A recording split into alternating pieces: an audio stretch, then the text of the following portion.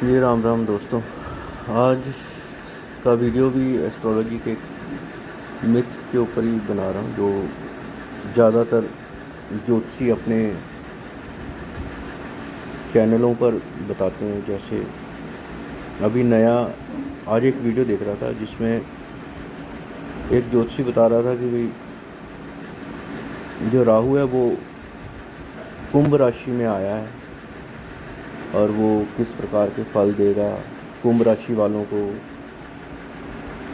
और उसी के आधार पर वो काफ़ी सारी प्रिडिक्शंस बता रहा था। ऐसे देख रहा था मैं, तो उसमें कई कमेंट्स भी देखे। कुछ लोग नीचे थे जो कमेंट्स कर रहे थे कि जैसे उसमें से एक ने सज्जन ने कमेंट किया हुआ था कि भाई जो आप इस बार बता रहे हैं ऐसा कुछ सब कुछ सही हो, नहीं तो उनका विश्वास इस एस्ट्रोलॉजी से उठ जाएगा।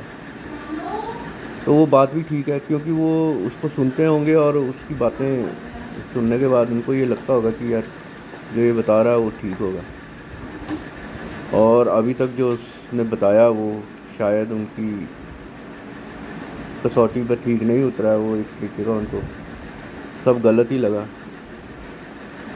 तो मैं आज इस बात पे थोड़ा सा बताना चाहूँगा कि जैसे कोई ये चीज़ बताता है कि राहु इस राशि में आ गया, जैसे अभी कुंभ राशि में राहु आया हुआ है, तो जब राहु कुंभ राशि में आया है तो उसका असर लोगों पर कैसा होगा वो बता पाना हर एक की कुंडली देखकर ही बता सकते हैं। ऐसे जनरल प्रेडिक्शन जो कर रहे हैं कि भाई राहु इस कुंभ राशि में आ गया तो अब कुंभ राशि या कुंभ लगन या कुंभ वालों के साथ क्या होगा। कुंभ राशि मतलब जिसका चंद्रमा कुंभ में है तो उसकी कुंभ राशि होगी, और कुंभ लगन मतलब जिसका फर्स्ट हाउस जो स्टार्ट होता है वो उसमें 11 नंबर लिखा है तो वो कुंभ लगन हो गया। तो वो ऐसी प्रिडिक्शन देते हैं कि भाई जिसकी कुंभ राशि या कुंभ लगन है और राहु उसमें आ गया तो अब वो उन सबके साथ ऐसा ऐसा होगा, पर जबकि ऐसा होता नहीं है। तो उस सज्जन की निराशा देखकर ही मेरे को लगा कि इस पर भी एक वीडियो बनाना चाहिए। तो मैं अब आपको थोड़ा सा एक्सप्लेन करने की कोशिश करूँगा। देखो, ये जिसको ज्योतिष आती है या जिसको थोड़ा बहुत भी इसका ज्ञान है वही इस बात को समझ पाएगा। बस मैं आप लोगों जो लेमैन है जिसको अभी इस चीज़ के बारे में नॉलेज नहीं है, मैं उन लोगों को बस इतना ही कहूँगा कि मैं समझा रहा हूँ, समझने की कोशिश करें। और जो एस्ट्रोलॉजर हैं उनको तो आ ही जाएगी, जो थोड़े बहुत भी जानकार होंगे समझ आ जाएगी।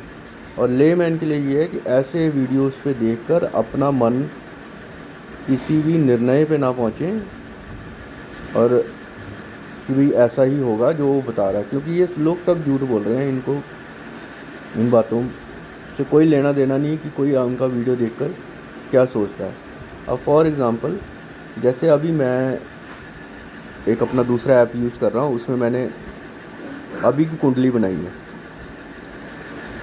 तो उस कुंडली में जब मैंने जो टाइम है वो मैंने लिया है, वो कुंडली बनाई है 1:47 PM।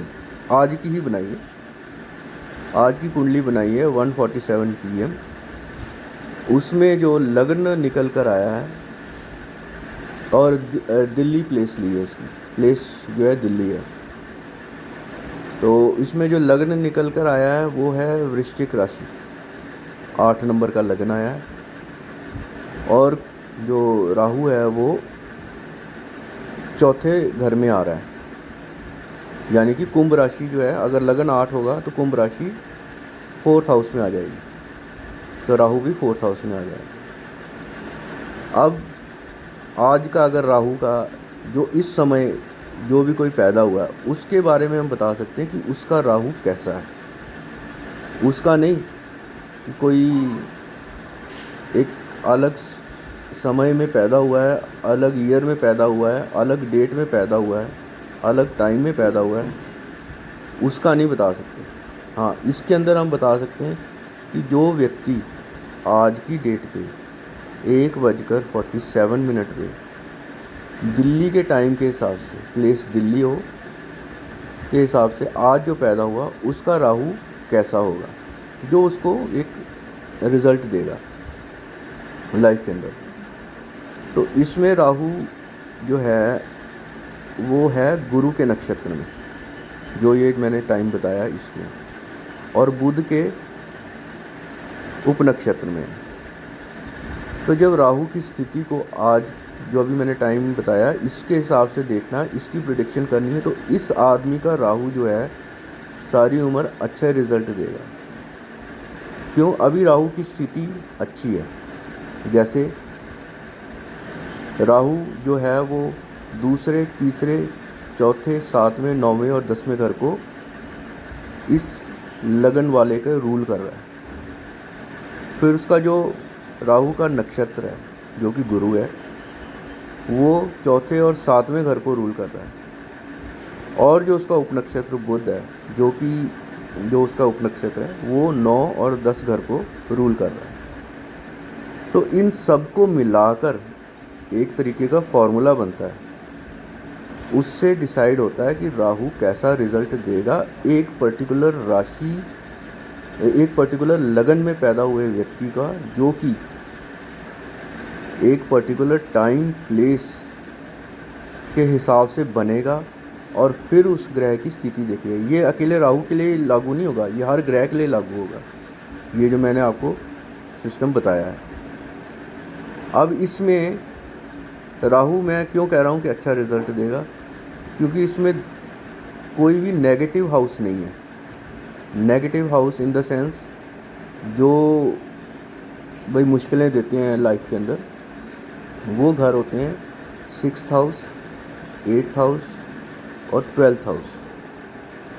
ये जब इन ग्रहों का कॉम्बिनेशन आता है किसी भी प्लैनेट में, जैसे उसके प्लैनेट, नक्षत्र या उपनक्षत्र, तीनों की स्थिति देखने के बाद अगर इनका कॉम्बिनेशन बनता है और ये पॉजिटिव घर से स्ट्रॉन्ग हो जाते हैं, ये हाउस, नेगेटिव हाउस जब पॉजिटिव हाउस से स्ट्रॉन्ग हो जाते हैं, तो वो ग्रह जो है वो नेगेटिव रिजल्ट देता है। तो एज सच एक प्लैनेट को देखने के लिए ये सारी चीज़ें देखनी पड़ती हैं।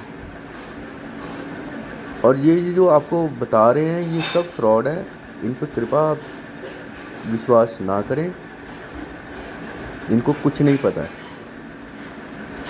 और फिर उसके बाद अकेले राहु जो मैंने अभी समझाया आपको, इसी पे ही सारी बात नहीं चलेगी। राहु उस टाइम एक्टिव है भी है कि नहीं है, और एक्टिव इस राशि में, इसमें अभी एक्टिव कौन कौन से प्लैनेट है। इसमें अभी सन की दशा चल रही है, जो अभी मैंने लगन बनाया, जो अभी तक डिटेल में मैंने आपने देखा होगा, जो इसमें सन की दशा चल रही है, शनि का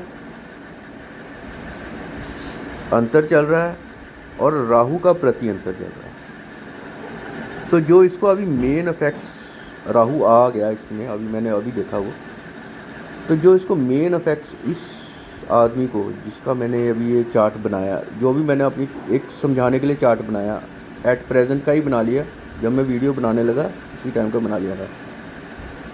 तो जो इसमें अभी सन है, सन, शनि और राहु, ये तीन प्लैनेट्स जो हैं दशा भुक्ति अंतर, ये इस आदमी के लाइफ में इस टाइम एक्टिव है, या जो बच्चा अभी जातक इस समय पैदा हुआ है।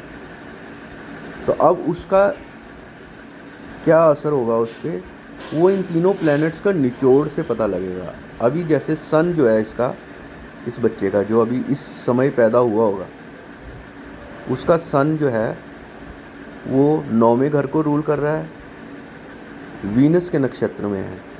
वीनस जो है 6, 7, 8 और 11 को रूल कर रहा है, और मंगल के उपनक्षत्र में पैदा हुआ है, जो कि 1, 5, 10 और 12 को रूल करता है।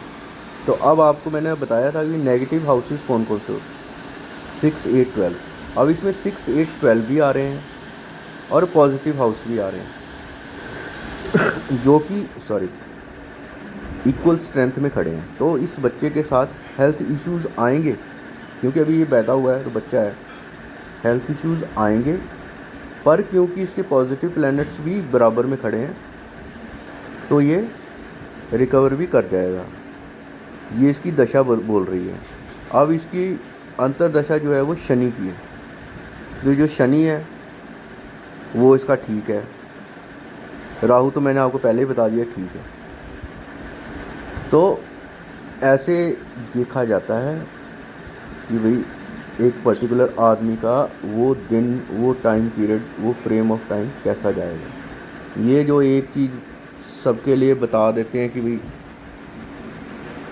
सबका, जिसका राहु आ गया कुंभ लगन या कुंभ राशि में, अब उनके साथ ऐसा होगा, ऐसा कुछ नहीं होगा। इन लोगों पे यकीन ना करें, सही ज्योतिषी के पास जाएं जिसको नॉलेज है। ये सब तुक्के मार रहे हैं। मैं शायद अच्छा टीचर नहीं हूँ, अपनी बात को इतना अच्छा समझा नहीं पाता हूँ, पर कोशिश कर रहा हूँ। धीरे धीरे मैं खुद को इम्प्रूव करूँगा, सीखने की कोशिश करूँगा कि कैसे समझा पाऊँ। तो हाँ, पर मैं किसी का अगर चार्ट देखूँगा तो उसको मैं सही गाइडेंस दे सकता हूँ, उसको सही बता सकता हूँ कि क्या है। ठीक है, तो बाकी यही समझाना था कि ऐसे वीडियोस को भी ज़रा ज़्यादा तवज्जो ना दें। बाकी जब जिसको भी ये वीडियो मिले वो मैसेज करे तो हम एक प्रश्न उसका डिस्कस कर लेंगे, कोई भी एक जेन्युइन प्रश्न, जैसे मैरिज का हो गया, ट्रैवल का हो गया, करियर से रिलेटेड कोई हो गया। तो ऐसे कुछ जो भी और भी कोई प्रश्न हो जो जेन्युइन होगा, जो पूछना चाहेंगे वो उसका जवाब उसको दे दिया जाएगा। तो मेरे से सुनने के बाद जवाब को आप इन जैसों से भी पता करना, आपको पता लगेगा डिफरेंस कि सही ज्योतिष क्या है और गलत जो ये बताते रहते हैं वो क्या है ना। तो गुड लक, राम राम। किसी के पास ये वीडियो पहुंचता है, क्योंकि मैं इतना अच्छा तो वो नहीं कर पा रहा हूँ जैसे वो करते हैं। मैं जनरल अवेयरनेस के लिए ही वीडियो बना रहा हूँ, ताकि लोगों जिसके पास भी ये वीडियो जाए उसको अवेयरनेस हो जाए कि ज्योतिष विद्या है, काम करती है, पर इन जैसे लोगों के कारण इससे लोगों का विश्वास उठता जा रहा है। तो प्लीज़ सही की तलाश करो, सही मिलेगा। राम राम।